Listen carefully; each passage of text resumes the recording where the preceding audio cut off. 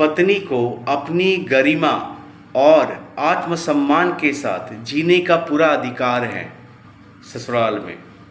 ये अधिकार एक पत्नी से कोई नहीं छीन सकता। ससुराल में बहू के अधिकार होते हैं ससुराल में। जो विवाहित है उनके तो अधिकार होते ही है, जो विवाहित नहीं है उन्हें भी जानकारी इस बात की रखनी चाहिए।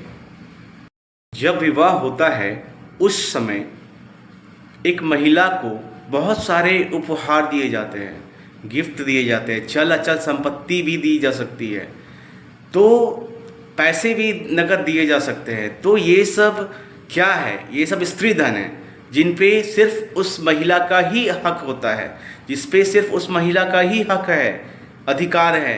तो जब तक वो ये समझेंगी नहीं तो वो अपना हक नहीं जानेंगे, अधिकार नहीं जानेंगी।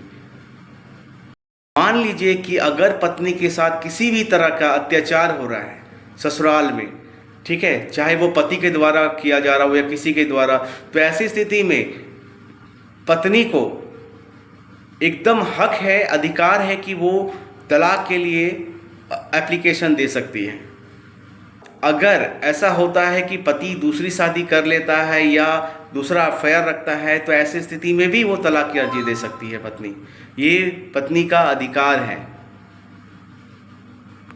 जब पत्नी विवाह करके अपने पति के घर आ जाती है, तो जो पति का घर होता है, चाहे वो किराए का हो, अपना हो, या पति जहाँ भी रहता हो, वो घर उस पत्नी का अपना हुआ। ठीक है, पत्नी का भी हक है उस घर पे रहने का। दूसरी बात ये कि पति जैसा जीवन जी रहा है, जैसा लाइफ स्टाइल जी रहा है, चाहे वो लग्जरियस जी रहा है या सादा जीवन जी रहा है, पत्नी को भी वैसा जीवन जीने का पूरा हक है। अगर वो लग्जरियस लाइफ जी रहा है पति, तो पत्नी का भी ये हक है कि वो भी उस तरह का जिंदगी को जी सके। लेकिन अगर पति सादा जीवन जी रहे हैं तो पत्नी को भी वैसा ही जीवन जीना पड़ेगा।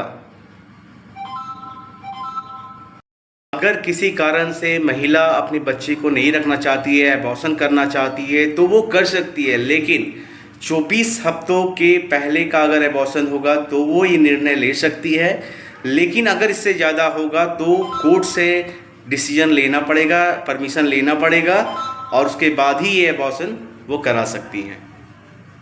सही लीगल नॉलेज, सही लीगल अधिकार जो एक महिला के पास होता है और होना चाहिए, और इसकी जानकारी उस महिला को भी रहनी चाहिए।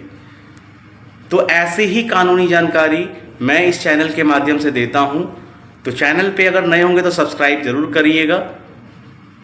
मैं एडवोकेट मधुकर बर्णवाल, धन्यवाद।